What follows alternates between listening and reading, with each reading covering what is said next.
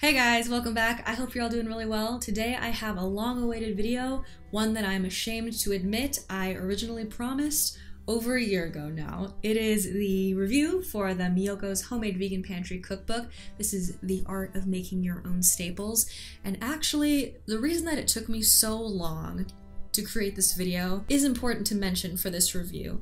Here's the truth. I found it tremendously difficult to motivate myself to make a lot of the recipes in this book. I myself love to cook, however, quite a few of these recipes require a lot of time. Some of them require specialty ingredients that you'll need to hunt around for or order online. I've had this book for over a year and a half now, and I have over that time made quite a few recipes, and a majority of them came out very well. I'm happy with them. However, if you are a new cook or you're just kind of a casual chef, you're looking for quick, easy recipes that you can whip up 30-45 minutes on a weeknight, this is not really the book for you. There are a few basic recipes in here, but on the whole, I think this is a book for people who are patient chefs and are passionate about making things from scratch. I tested and filmed about 5 or 6 recipes for this video specifically. Throughout this video, I'm going to interweave footage of the recipes and then me giving you my thoughts, debriefing you on each one. The first recipe I tested was for creamy soy milk with no beany flavor. Pour your soybeans into a pot of boiling water and boil them very briefly. Then remove them from the heat and allow them to sit in the hot water for 30 minutes. Drain the beans and blend them with clean filtered water in 2 separate batches. Miyoko cautions against over blending the mixture, so I blended mine for just about 10 to 12 seconds. Strain the soybean slurry through a nut milk bag and wring out as much liquid as possible. The remaining soybean pulp is called okara, and I saved mine to use in the fish stick recipe, which I'll test later on in this video. Simmer the soy milk gently for several minutes and then allow it to cool before refrigerating. So let's talk about this soy milk. The recipe specifically has the phrase "no beany flavor" in it, and it tastes exceptionally beany. I think it's a combination of things, right? On the one hand, the soy milk that we're accustomed to buying in stores nowadays tends to be heavily processed, and I'm sure that they remove a lot of the natural soybean flavor, so it just tastes a lot more neutral. So it could just be that I'm not really used to dealing with the flavor of real soybeans.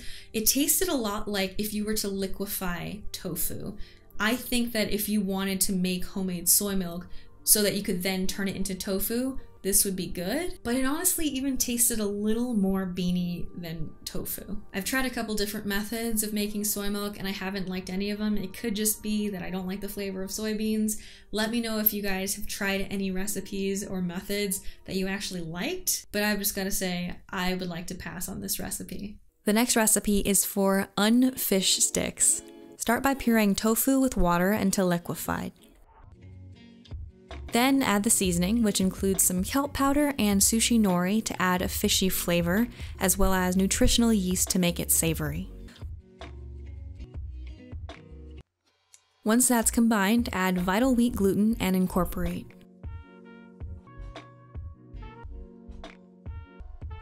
Finally, add some of the okara left over from the soy milk recipe and pulse to combine.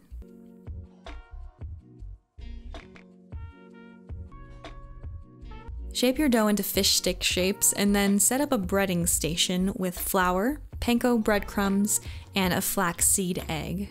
Dredge each fish stick in flour first and shake off the excess, then dip it in the flax egg, and then finally press it into the panko breadcrumbs and set aside. The cookbook provides instructions for baking and frying the sticks, so I tried both methods to see which I preferred.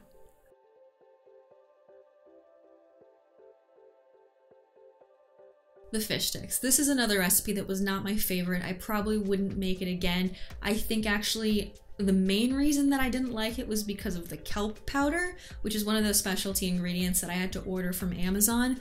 I actually think it would be better if you just left that out altogether and also left out the nori. I know that it's supposed to be fish sticks. You're looking for that fishy, oceany flavor, but I think is a little overboard here. This is coming from someone who used to love seafood. I love the Gardein fishless fillets. So it's not that I don't know why. It's just so unsettling in this recipe. I think it's awesome that she found a way to repurpose the okara, the pulp from the soybeans, and it's not an ingredient that I've ever used before, and I probably will not use it ever again because I will never make homemade soy milk ever again, probably. I really like the texture of the fried fish sticks. However, the baked ones, inedible. I threw them all out. Eric trying them, he is the least picky person I know, or one of them at least, and he couldn't even stomach it. The dry heat from the oven, it just really made the fish sticks tough.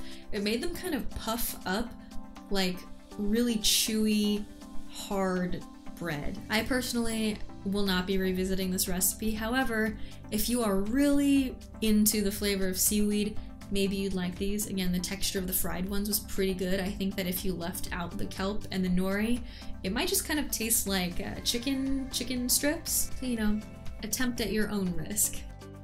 The next recipe is for unsteak. Start by coarsely chopping some mushrooms. Transfer those into a blender and add red wine, soy sauce, and a few cloves of garlic. Blend those ingredients to liquefied. Pour that mixture into a bowl and whisk in some water or broth. Then add vital wheat gluten and stir to combine. Miyoko warns that the mixture will be softer than expected, but she cautions against adding too much extra vital wheat gluten. I did end up adding an extra half cup, but I'd recommend adding more. She also instructs you not to knead the mixture. Divide the seitan into loaves and bake for half an hour.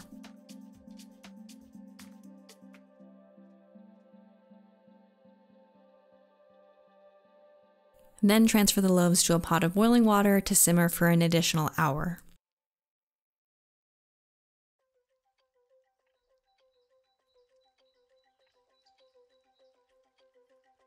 After removing the cooked seitan and allowing it to cool, you'll slice it to prepare it for the marinade.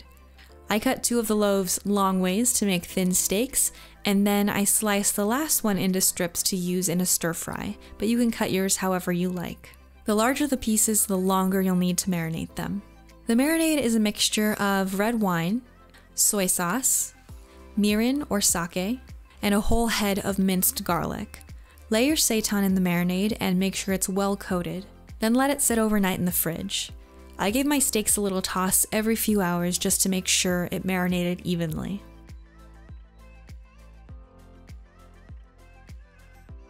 To prepare it, I seared the seitan steaks in a griddle pan over high heat.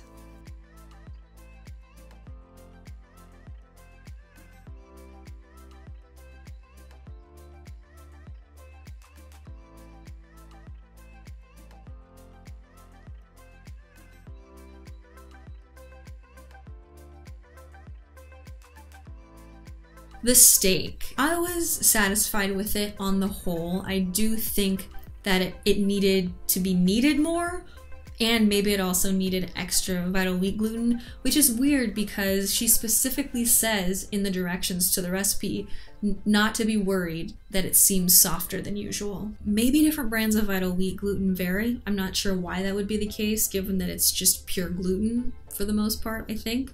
But if you're making this recipe and you have made seitan before, definitely don't be afraid to kind of use your intuition. Recipe's very time consuming because you have to cook it, right, 3 different ways. You have to bake it, then you have to boil it, and then whatever you use the seitan steak in, you have to cook it again in that recipe. I do think it's worth the investment in time, especially if you want to make like a seitan steak for a special occasion. And I love the flavors. I'm really not that sophisticated of a cook. I do usually what's expedient. I very rarely will cook with wine, very rarely will take the time to marinate things, but it really did add so much flavor, made it so savory. I love the idea of adding the pureed mushroom mixture into the seitan, and I'll probably do it again in the future. So I think the steak recipe is a great one to try out, again with a few modifications, if you have the book. It is a fantastic staple to have. She lists a couple different ways to prepare it. I showed just slicing it and searing it in a pan. I actually preferred it in a stir fry. I cut it into thin strips and stir fried it. It firms it up a little bit more. I would love to make it again, shape it into like more of a round loaf, thinly shave it, and make a vegan Philly cheesesteaks or something like that. You can also grind it up and make a meatloaf. There's a recipe for that in here, which I would love to try out because I used to be a meatloaf fiend. My thoughts on the steak. The next recipe is for rejuvelac. Rejuvelac is super simple to make. Rinse off a grain of choice, in my case I used quinoa, and then cover it in water until it starts to sprout, which for quinoa doesn't take that long at all. Then drain it, give it another good rinse, and cover it again in clean filtered water. Then allow it to sit for a few days until the mixture is slightly bubbly. I used the rejuvelac to then culture some cashew cream to prepare the vegan mozzarella recipe from the book. I took the cultured cashews and added it to some agar powder that I dissolved in hot water, along with tapioca starch. I cooked and stirred that mixture until it was shiny and stretchy, and poured it into molds to cool it. I later sliced it and used it in a deep dish pizza. Rejuvelac as a culture for vegan cheeses. First time I've ever used it. Typically, if I want to make a cultured vegan product, a cheese or a yogurt, I will use either the contents of a vegan probiotic capsule, or more commonly, I'll just take store-bought vegan yogurt, unsweetened plain, add a couple tablespoons into my milk or cashew cream, what have you, and I'll culture it that way. And I like to use my Instant Pot because it has a yogurt function, so you can really speed up that culturing process. I was very curious to try the rejuvelac just to see if there was any difference in flavor. I couldn't tell that much of a difference between the two, honestly. I use quinoa as my grain. You can use brown rice or a different kind of grain as well. And there was like the slightest hint of quinoa flavor, but it kind of went away when you mixed it with all the other ingredients, and especially after you cooked it. I know that you can just drink rejuvelac as a healthy probiotic drink. I took a little sip just to see how it tasted. I don't know if I could stomach that much of it. I'm not interested. I really just made it for the cheese. And in the case of this recipe, at least, not all vegan cheeses are like this, but in this one we are cooking it on the stove so we can dissolve the agar powder into it.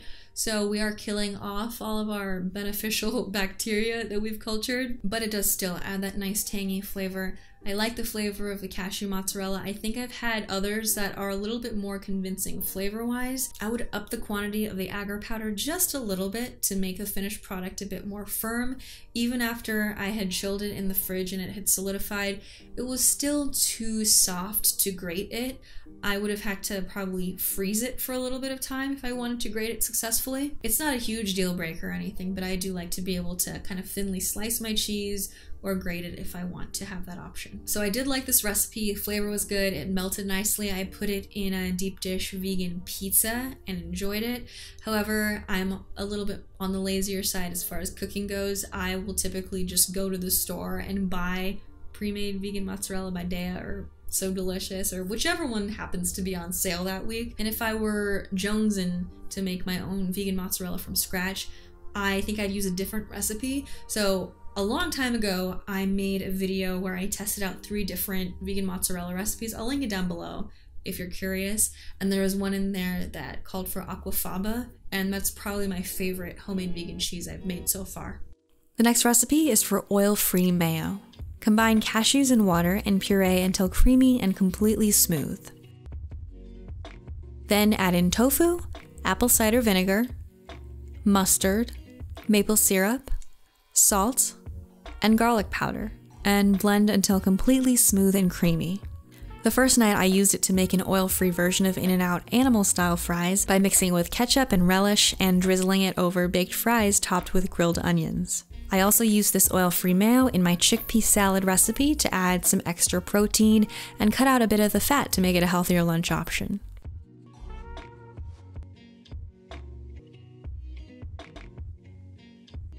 Oil-free mayo. I love it.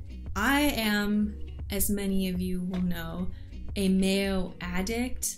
I love it on everything. I used to, as a child, just eat plain white toast spread with mayo. However, as I've gotten older and somewhat more health conscious, I've realized that mayo is almost entirely oil, and This stuff does not taste like real mayo if you're putting a lot of it into a recipe.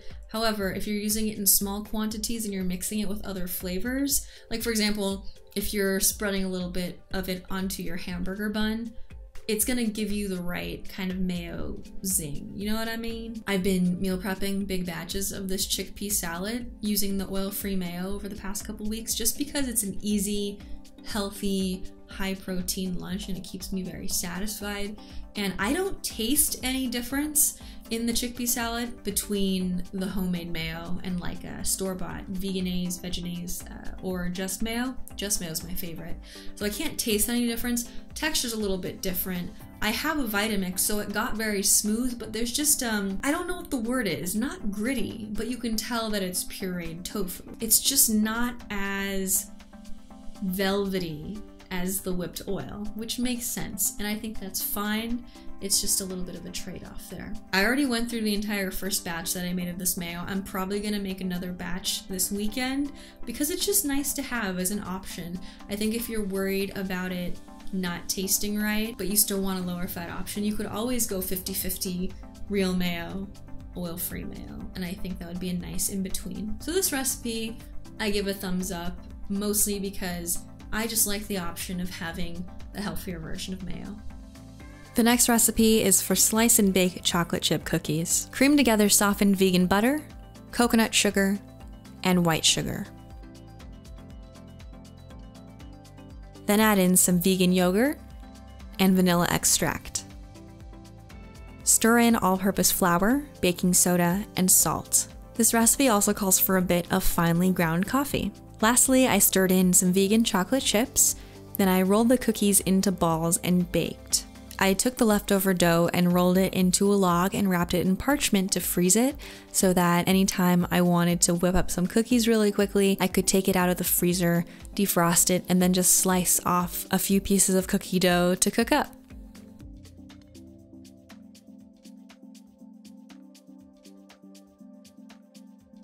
These cookies, they're good. How could they not be good, right? They're chocolate chip cookies with sugar and flour and vegan butter. I do like the addition of the coffee. It added a little extra oomph. You didn't really taste it. Like if I gave them to you and didn't tell you there's coffee in it, you might not notice, but it does kind of bump up the flavor of the chocolate. However, and Eric also agreed with me, I prefer my go-to recipe, which is just a vegan version of the Nestle Toll House cookies. I just use vegan butter and replace the eggs with flaxseed eggs, and it's perfect. It's the perfect recipe. These cookies were good. However, who has vegan yogurt sitting around to add to their cookies all the time, right? I had to go out and buy it specifically for the recipe, and I don't feel like it necessarily added anything to the finished product, so I just like to keep things simple whenever possible. I like the concept of rolling your cookie dough into a log and storing it and just being able to slice off a few pieces, make a couple cookies in one batch so that you don't have dozens of cookies sitting in your house tempting you all the time. However, you can really do that with any cookie dough recipe for the most part. So these are perfectly wonderful cookies. However, probably won't make them again. So those are all the recipes from this cookbook that I tested out for this video. There are others that I really enjoy. For example, there's a cultured vegan butter recipe in here, which I don't make anymore, but I built on top of it. I kind of tweaked it and made it my own. I know that's another video that's long overdue. But to summarize, I think this book is worth purchasing if you are a very curious chef, if you don't mind recipes that require a lot of ingredients and time and waiting, you'll like this. However, I think that if you're a more casual chef, you're looking for quick and easy options, there are other cookbooks I'd rather recommend to you. For example, the Hot for Food cookbook, that's one of my favorites, and I think that one is more for the average kind of cook. Thank you so much for watching this very long overdue video. I hope that you enjoyed it. If you have this cookbook and you want to share your thoughts on it or any of your favorite recipes that you think that I should try out, haven't already, I would love to read that comment down below. There are other cookbooks you'd like me to test out in the future, let me know as well. I have a couple in the queue. I have Mississippi Vegan's cookbook.